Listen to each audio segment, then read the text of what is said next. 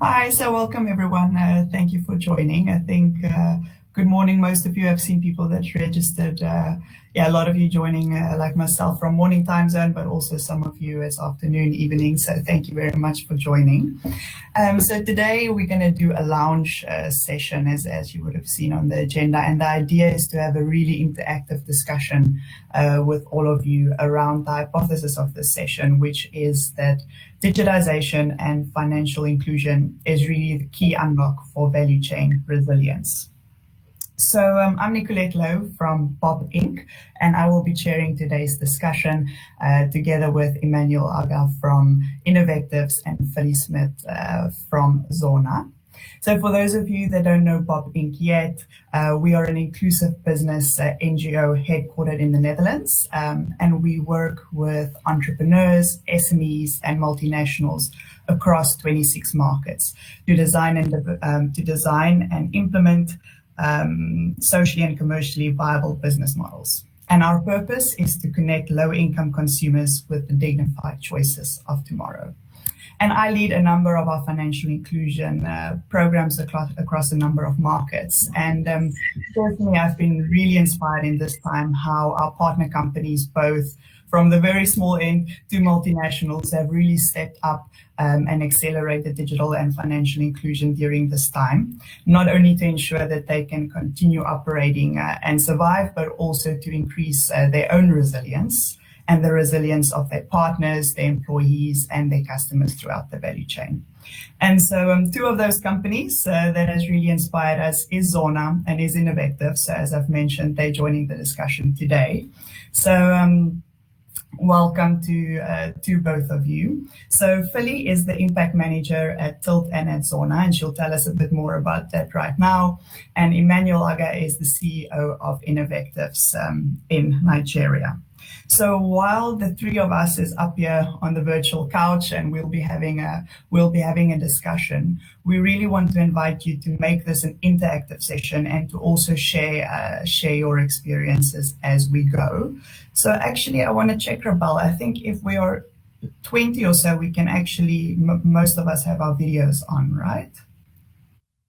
Yes, we can all have our video on. Yeah, great. So if you feel comfortable and you and you are decent, maybe great if you can switch your video on, then we see who we're speaking to. And then if you have a question or you feel that you have an interesting experience that you want to contribute, you don't have to wait for a specific Q&A moment. You can just pitch in at any time and join the conversation.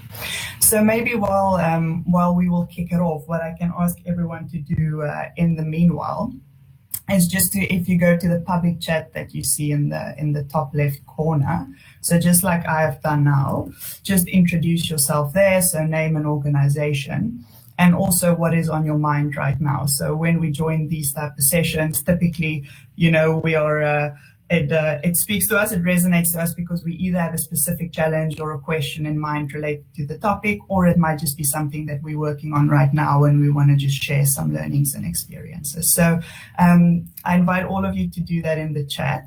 But without further ado, maybe let's over to you, Philly and Emmanuel, for introduction. Maybe Philly, we go to you first, just to shortly introduce yourself and tell us a bit about what Zona does.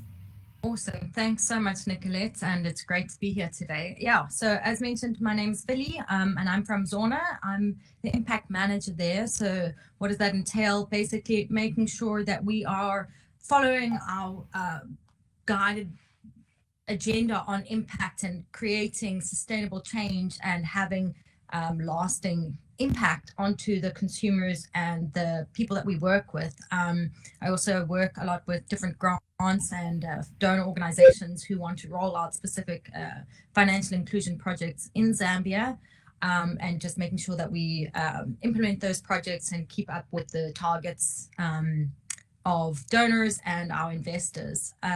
So basically, what is Zona? So we've been in the market in Zambia since 2009, facilitating financial payments, mobile money as such.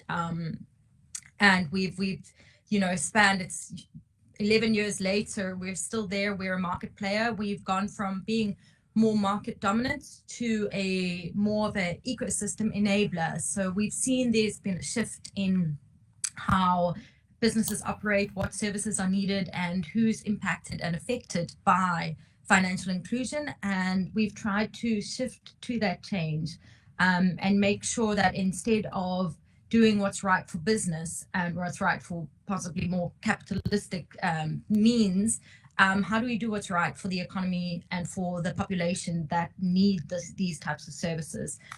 So we have now shifted our focus away from being Zona, which was more of the distribution company with distribution of funds, and we now have a new fintech that has spun off of Zona called Tilt, which is now enabling financial payments. So it's paying and getting paid with ease via a payments platform. So we facilitate payments across different networks for different providers. So that's going to be microfinance organizations or donors or just any company in Zambia that's wanting to pay people in a way that makes sense to them. So it's it's a wonderful opportunity to chat about this, because there have been some wonderful changes and some drastic changes, especially with COVID, and it's great to be here and be able to tell you a bit more about that and have this discussion. So thank you. Thanks, Billy. Really look forward to unpacking that. And I think it's also interesting how you were such an early mover in that market, or I think the first non-bank.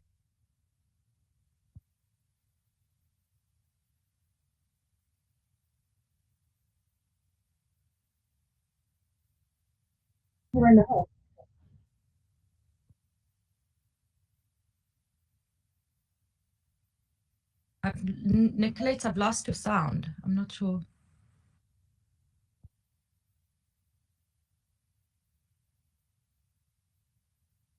Is it? Nicolette, you're on mute. Let me.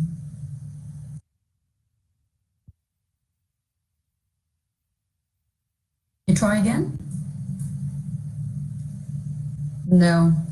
Perhaps just close and come back.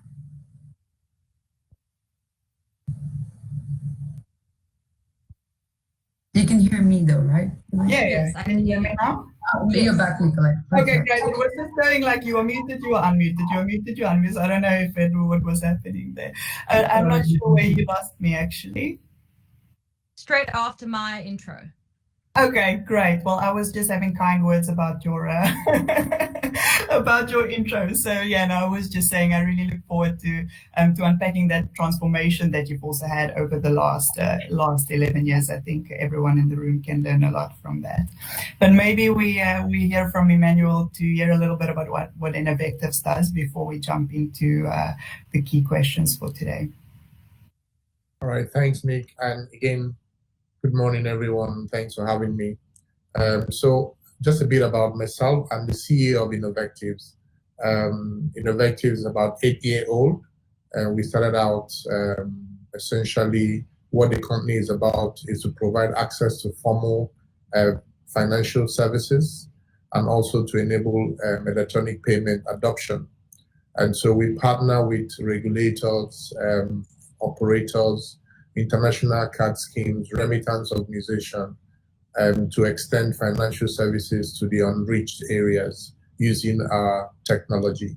Yeah, so that's all. Today in Nigeria, we have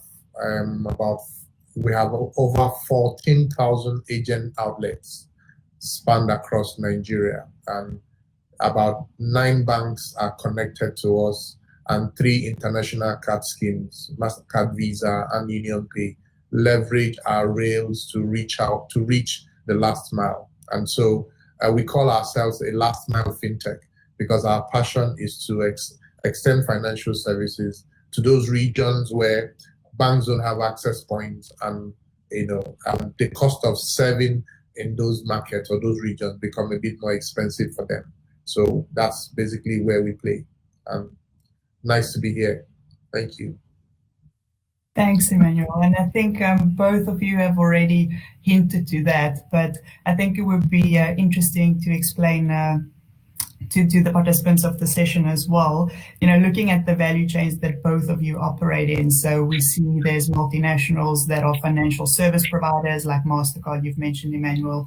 We see also FMCG companies that you are working with at the last mile, microfinance, but also development organizations. And so you are really kind of part of a number of value chains. And you refer to yourself as an ecosystem enabler. So what are some of those gaps that you are filling for your partners, and what do you enable them to achieve in their value chains that they would not have been able to otherwise? Great.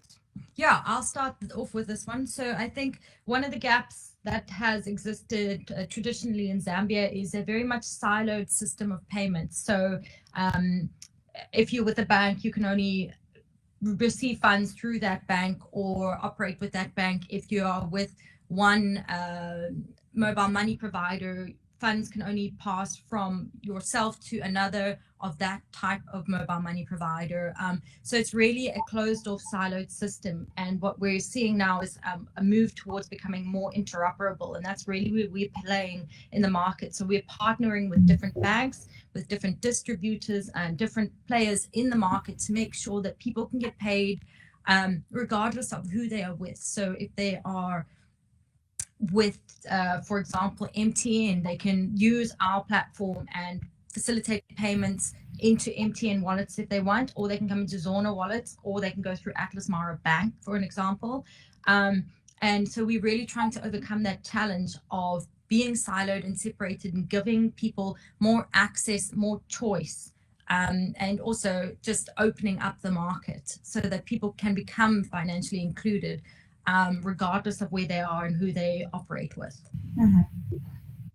And I also like that you're filling that gap, whereas, I think a couple of years ago, people had very limited options. And you also spoke to that now it's like a really, to some extent becoming a flooded market. But what that means for the consumers is that they really have much more choice, and they can really choose how they want to transact. And I think that's also a big gap that you're filling, not only on the technical side, the interoperability, but also, giving consumers that choice and really financially enabling them in that way.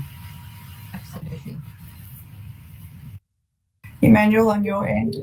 All right. Okay. For us, there are two key issues here. 60% of adult Nigerians who are economically active are unbanked. So these are adults, economically active, but they are outside the formal financial service space. That's on one hand. On the other side of the coin, about 91% of everyday transaction in Nigeria is cash. All right.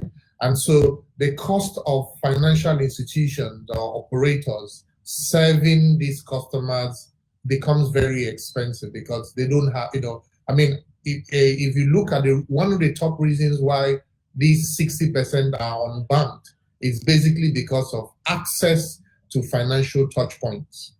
All right. They are in rural locations. So what we do in this, part of our value chain gap that we close is to now take financial services closer to this unbanked or underserved population. All right.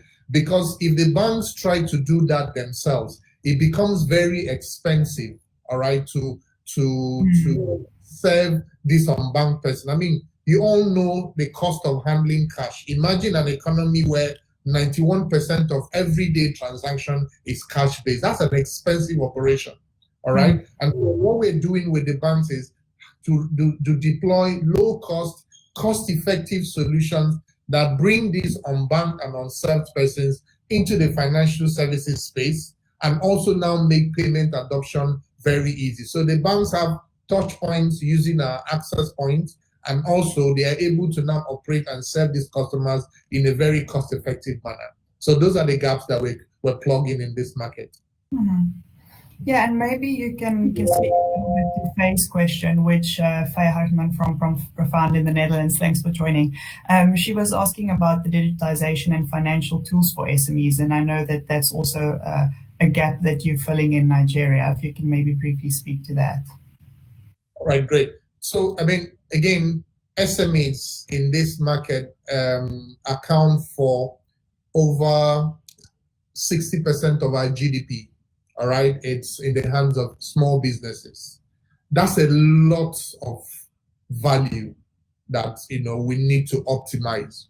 And so you find out that a lot of these SMEs, because they operate largely in a cash-based, or their operation is largely cash, or their mode of transaction is largely cash, they are always somewhat not visible to the formal or to the financial service providers. Their activities are not visible. The banks don't know how well or how far these SMEs are doing. And so access to finance becomes very difficult because these SMEs are not visible. They are not on the radar. They are unbanked. Their activities are largely cash-based. So what we do in this market right now is to digitize acceptance, all right?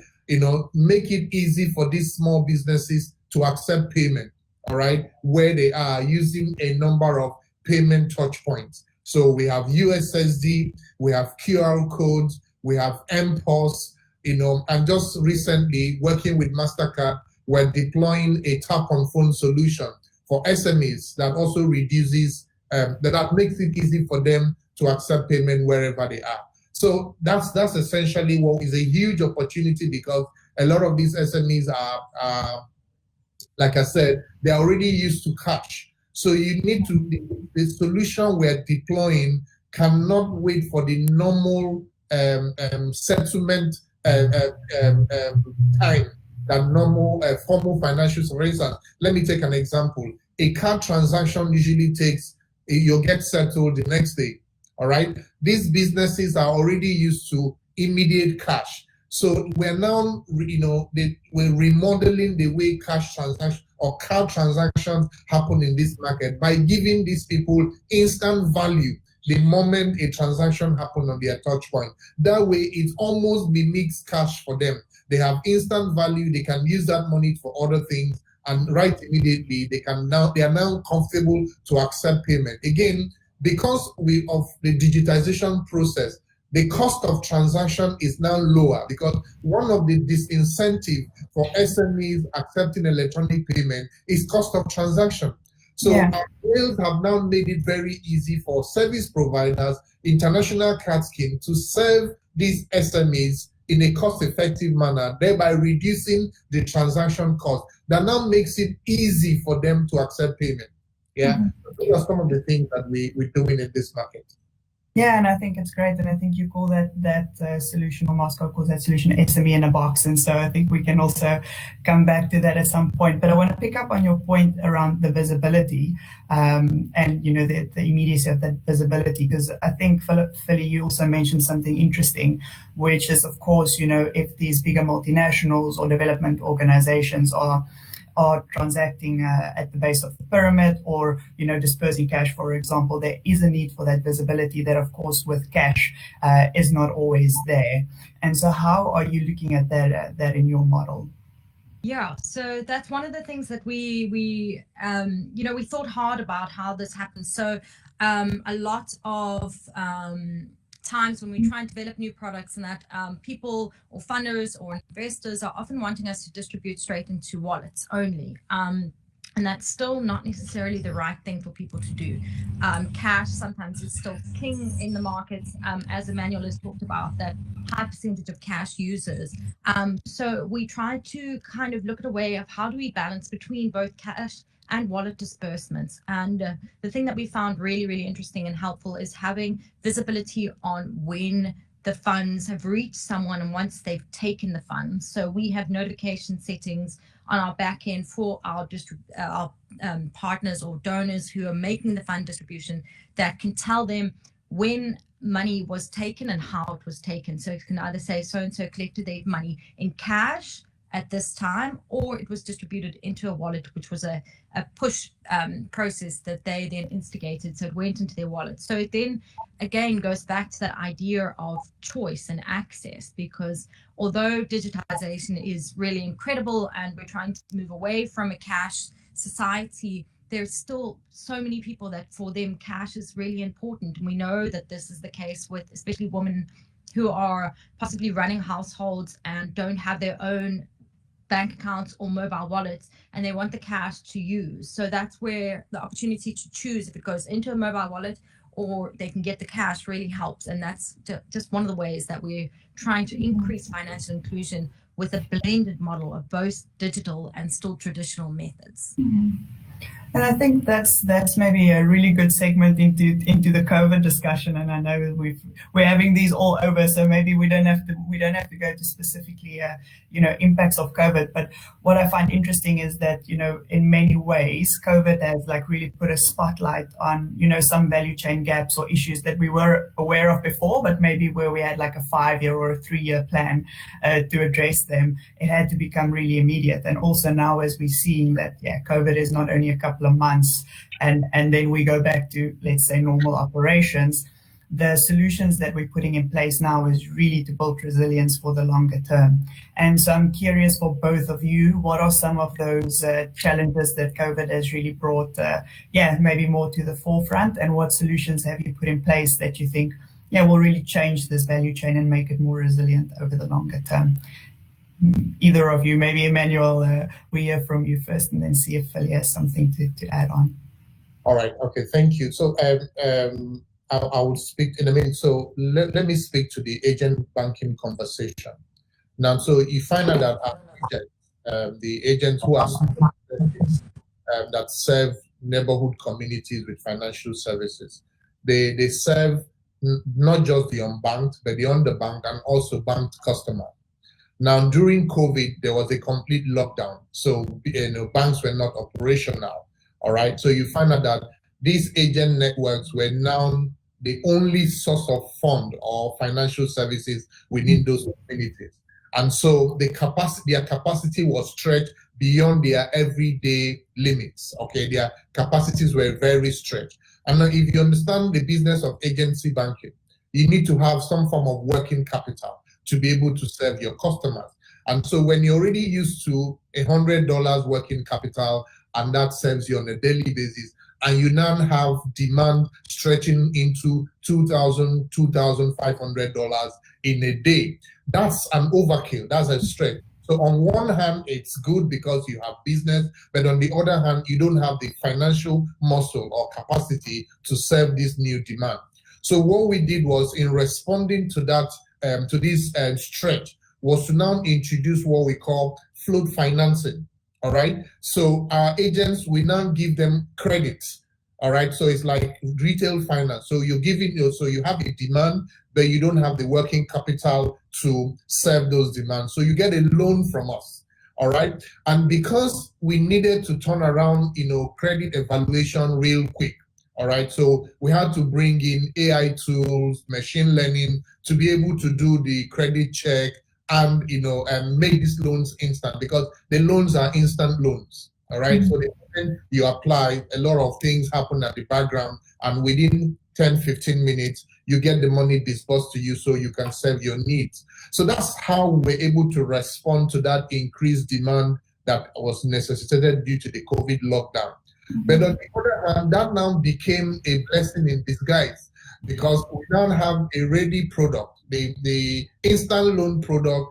It's now, today we are overstretched with demand from other small businesses in other value chain who now need access to these instant loans to be able to run their business. So a microfinance bank today that is part of the Innovectives group is now inundated with demands for credit, in order to be able, for small businesses that need access to funds to run their business. So on one hand, it was something that COVID necessitated, but is now a very, a huge, a new business line for us. And business is good, I would say.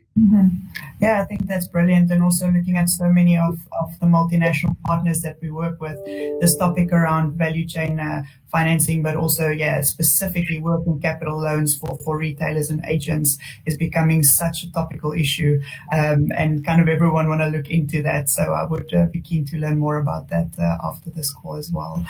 Philly, maybe from your side, something specific to add from Zambia? Yeah, so I find it very interesting. Emmanuel brought that up about the working capital loans. So we have for many years now had our own semi-form of working capital loans for our agent network in the form of what we call Zona Cash. So it's also working this, but this is obviously more in company use for our agents who are all employed as their own entrepreneurs. We don't employ them directly. They are their own people. They just operate through our network. And we found that creating these working capital loans, so extending Zona Cash so that they're able to operate and make sure that they can facilitate payments, has been an incredible advantage to making sure that they stay afloat. And what we've seen from COVID and the impact for us is traditionally, as I talked about the more siloed operations in Zambia, we saw what we called a franchise model on our agents, which was our standalone Zona agent who operated out of the green kiosks and only transacted on our Zona network. And as the change and as COVID has come into place, we've seen that there was obviously an absolutely huge decrease in funds moving within the country and into the country. And so these franchise agents often fell away and coming into their place is what we call our retail agents. And so growing on that, which are retail are a kind of blended model of financing. So we've got blended model of service offerings, I'd say. So it's not just someone's offering one service, it's offering multiple services in one location. So they might be a shop that sells FMCGs or does different types of money transfers, or does MTN or Airtel or different. And we've seen working with them, especially during this time, has been really, really great to help them ensure that they can continue their business, because they have a larger amount of customers and a greater customer base, which means that their working capital is higher. And so they've been more sustainable. And so we've moved towards assisting people in, rather than seeing them as competitors, how do we enable them to offer their services and grow and strengthen, especially in this time? Yeah, and I think that is something that that we see more and more, that these retailers are being, they're really becoming like pivotal actors, like in the value chains, not only in reaching the last mile with their services, but also then becoming de facto agents for all sorts of financial services. And when actually just I kind of forgot to skip to the next picture, but I know Emmanuel also likes this one, which is a retailer in Nigeria. And so in a number of our projects, we also work with retailers on being financial inclusion agents. But what I find is that, even if you look at the shop, you see the stickers from, all the banks, all the mobile wallets. They're still dealing with cash. They even sometimes do some of their own loans directly to consumers. And I feel like they're becoming like this banking hub in the community. And sometimes I feel like, is it maybe not too much, right, that we're putting on a responsibility we're putting on them? But maybe you can speak briefly to that in your experience, and then curious what Emmanuel says as well. If we have other companies, and I see we have some social enterprises and SMEs in the call today. If you want to connect to retailers and make them part of your model, what are maybe some things you have to take into account, some learnings from your end? Yeah, I think it's very important to understand and realize that the retailers and our agents, they are the ones who understand their communities and the way things work better than anyone else. So trying to dictate what they need to do is the wrong way of viewing it. What we need to see is, what are they doing and how can we enable what they're doing and make life easier for them? It's not a process of being a competitor here. We really all need to work together and make sure that as a retailer, it's the easiest options are available for them. So if they're transacting on 5 different networks or 5 different providers at once, rather than saying, no, you can't do that, you must only be with us, you're saying, okay, cool, how do we actually make a system and a process that enables you to have one reconciliation process for those 5 systems? How do we make sure that you're not having to use 5 different floats or liquidity management tools for all of that cash? Let's bring it together. Let's make it easier for you so that they are getting the best out of the situation. Because obviously, once agents are empowered and enabled, they can serve their communities better. And that's where we're seeing the real last mile distribution impact. And especially in the rural communities, that's where we know, working with agro dealers, working with smallhold farmers, enabling them to be able to get their funds, pay for services, engage with each other, and grow their communities is the only way to really see going forward for us. I absolutely agree. And I think more often than not, which I think is surprising. It's still solutions being developed in a headquarters somewhere. This is solving a value chain problem for us. Okay, now let's take the solution to the retailer, rather than really having this user-centered approach and see how you can design it from that end. So I think that's a really good challenge maybe to all of us in this call. Emmanuel, something from your end, working with the retailers? Yeah, so I would agree with Philly extensively, because from my experience, we've changed our approach to product development. So rather than where you sit down in your cozy office and then you design a product and shove it down their throat and they take it or leave it, our approach has changed significantly, where we co-create products with the market. So I'll give an example again from the SME in the box solution that you talked about earlier. Now we felt that one way to, and again, because these SMEs are offline and you don't know what they do, you don't know their capacity, we felt strongly that an inventory management system was very crucial in able to be able to see what they do, and also now help them optimize their business. But when we run a focus group, with the SMEs to just try and see how they will uptake that very component of our solution, we saw something that was completely different. A lot of them, they're very much aware how much like you look at the lady in the picture right now, you think that she's not aware about what they wear, the goods and services or what she's selling. She's very aware. She knows what she has and what she needs to do. Their real need, which we discovered by interacting with them, is that they're looking for a partner that would finance their stock. All right, because every week they already, let's say for instance, they know that demand for what they are selling, they will basically sell off in the next 3 days or so, but they don't have enough liquidity to hold a larger stock. All right. And so we are on one side being worried about an inventory system, but their real concern is that they're looking for a partner who can finance inventory for them so that they can keep a larger inventory base to be able to serve their customers. And so that was, so again, working with, there's a conversation ongoing right now with Bopinc and Unilever to be able to finance their stock. All right. So that if ordinarily this woman needs to turn around 3 times in a week, we could finance that stock and give her a stock once in a week. And so she has enough to hold and then sell off for the rest of the week, rather than, replenish thrice in a week. So these are some of the learnings, interacting with the SMEs and how we further on tweaking our product to serve them better. Thanks, Emmanuel. I still actually have so much to ask both of you, but I think maybe let's just pause for a second and hear if there's any questions from the audience. I see we have 23 people together in this call. Is there anyone that maybe has a question that they want to pose to Emmanuel or to Philly?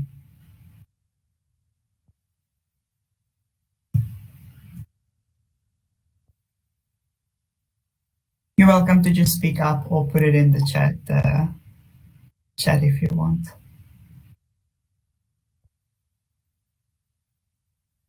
And then in the meanwhile, I will continue with my questions. If you, if anything comes up, please welcome just to speak up or just to add it in the chat, and then we'll pick up on it.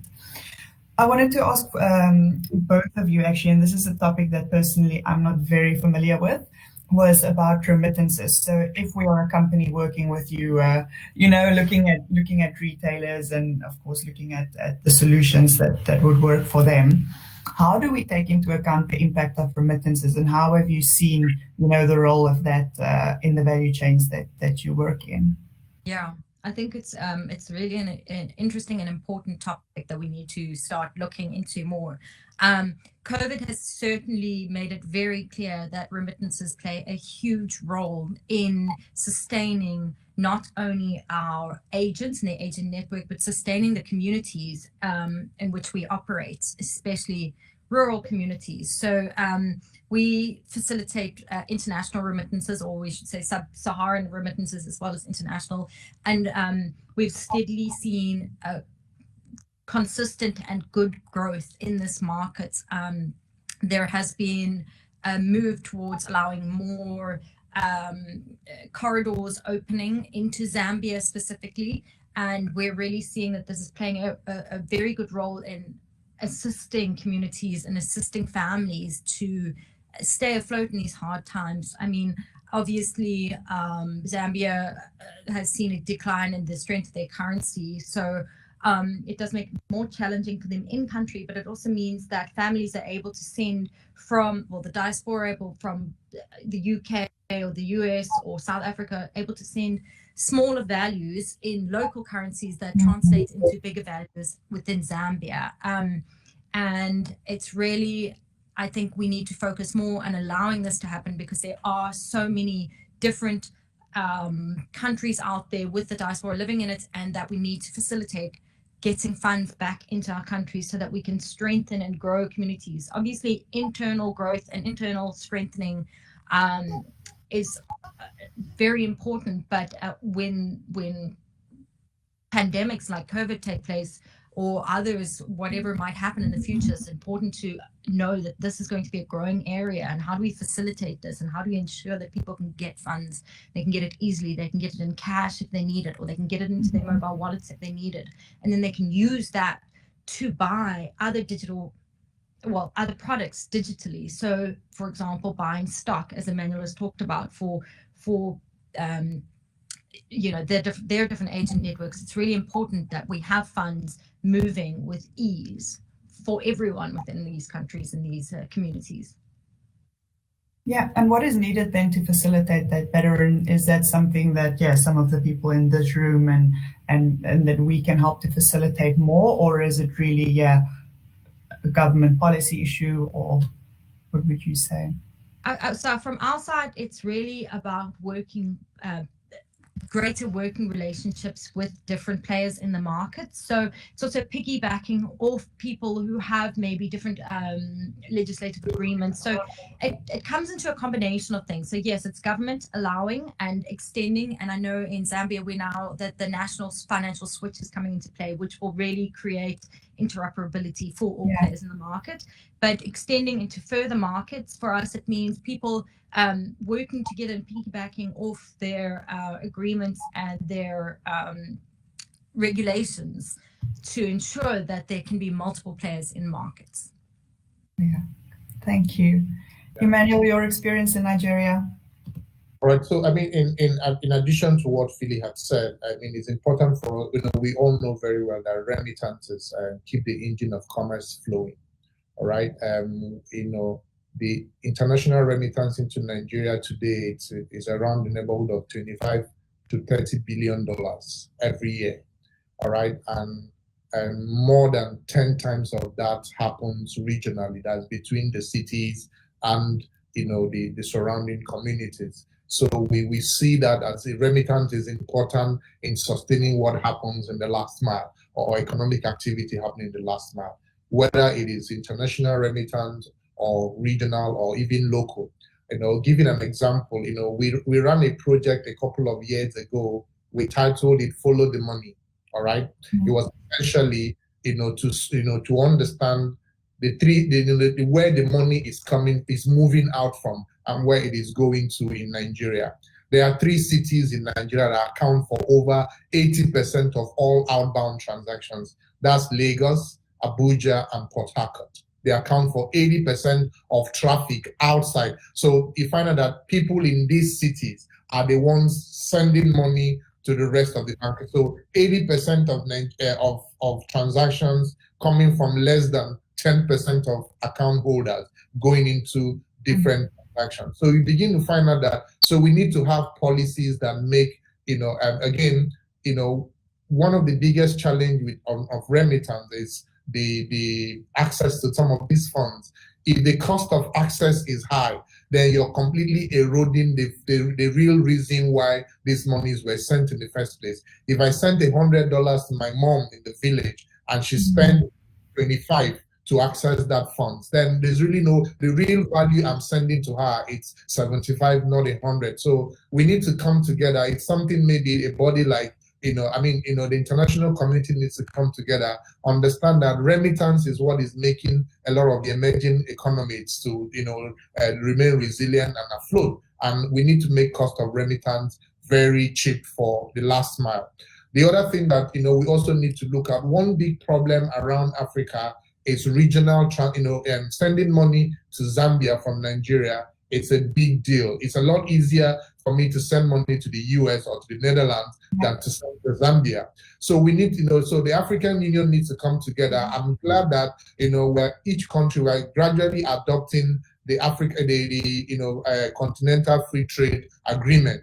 That would also now open up easily for people, as people move around the continent doing business. It's now a lot easier as well to send money to Ghana or to Cameroon or to Zambia or to South Africa, as the case may be. So it's important that we look at it as a unique opportunity within the African region. How to send money within ourselves is still a challenge today, and we need to look at it. Yeah, absolutely, completely agree. I'm just looking at the time, and I think there's still so much we can discuss. If there's still one or two questions from the audience, please put them in the chat. I see, Namita, you're writing. If you have a question, you can also just unmute and speak up. I was also, may I, if Nicolette as well, just a quick Yeah, of course. I just, both to Philly and Emmanuel, I wonder what you think, whether it's large multinationals who are better at facilitating ultimately financial inclusion, to scale up financial inclusion, or do you feel that SMEs are better equipped to do it, more agile and so on? Does the size kind of hinder or enable? Okay. I think, again, one of what I've experienced so far is that the issue of financial inclusion requires a multi-pronged approach, all right? And we all need to come together to solve that problem, but unfortunately, what we see a lot is that we wait for the regulators to put policies in place that drive financial inclusion. And you find out that regulators somewhat, they are very, very concerned about the financial system stability. And so sometimes these policies really hinder innovation, all right? And so it's something that all parties need to come to the table. The multinationals, they bring value. Let me give an example, MTN is in several markets, all right? And here we are complaining about, regional transfer being a challenge. If you bring in the likes of MTN, the likes of Unilever into the conversation, it further broadens the value proposition. And you know how they say it, several parties contributing to the conversation and maybe looking at it from a point of view. And again, it's also good for us to, let me give this example from what we did with what some of the activities that Bopinc had also been engaged in. When we talk about financial inclusion, the average person just thinks about bank accounts, all right? That's what we default to. Let's give them wallets, let's give them bank accounts, and they are okay. That's financial inclusion. But what you did with Unilever in East Africa, Nico, where you find out that you're able to lend to the women, you're giving them product. That even though you're not looking at it as credit, really, but it's credit. You're providing access to credit, not necessarily as money, but as stock for these women to be able to trade and use it for their business, all right? So the conversation around financial inclusion should not just be limited to bank accounts. We have credit, we have access to pension fund, pension, insurance, and all that. These things are not even in the conversation as we speak today. We're only just trying to get people to have bank accounts. I tell you, a poor man with a bank account is still poor, all right? So we need to all come together and socially include these people. So rather than financial inclusion, I'd rather preach economic inclusion. How can we empower these people with, access to finance, access to affordable loans that they can use to grow their livelihood, and then they can put away the excess in a bank account. So multinationals need to get involved. Financial institutions need to get involved. Regulators need to get involved. It's an all-party conversation. And the earlier we begin to look at it from that point of view, the better for all of us. I think Powerful. I think that's a phenomenal place. We're probably out of time, I'm sure, Nicolette, but a phenomenal place to just We can take a few minutes, Billy. It's okay. Okay, great. Okay, yeah, I mean, Emmanuel, just your point there, I think it's really, really important. Economic inclusion. So it's a blend between social and financial inclusion. We cannot look anymore about, measuring how many people have bank accounts, how many people have we given mobile wallets for. Look at those and say, what's happening? Where are the transactions on those accounts? And if nothing's happening, some of the measures say, 2 transactions on a mobile wallet counts as financial inclusion. Not true. Financial inclusion, economic inclusion, social inclusion needs to be taken into account and seen as one. And the best ways and the people who can drive it the most are these multinationals. Truly, yeah. I mean, MTN operates in Nigeria and Zambia. Why is there no avenue through which funds can pass via MTN wallets? Why aren't we extending things, different forms of finance as such, in all markets? Yeah, so some really interesting questions, and I think that's a good question and a good theme that needs to carry through in these sessions, extending, yeah. Absolutely, and I think now this would have been a good segue into another 45-minute discussion. I think to challenge, as I said right in the beginning of the session, we're going to unpack this hypothesis that digitization and financial inclusion is the unlock for value chain resilience. But I think like what I've learned through this conversation, and my conclusion is that's maybe that's a very commercial outlook, right? Like looking very much from, say, a multinational company, which often would be our partners. But if we really want to make an impact and discuss this issue in a meaningful way, it's not only about financial inclusion, it's not only about digitization, but it's really more broadly looking at economic inclusion plus financial inclusion plus social inclusion. And then we're really starting to, crack the nut and starting to have a meaningful discussion on how we can make an impact. So I think with that, we've come to the top of the session. Thanks so much for you. Thank you, Emmanuel. I think this has just been like a wealth of information and insights that you've shared with us. I see still some questions coming through, but I think what we'll do is you can also connect to us afterwards, and we'll be happy. Well, I'm offering now on behalf of you, but I think happy to have one-on-one conversations as well if there's anyone in the audience that would like to do so.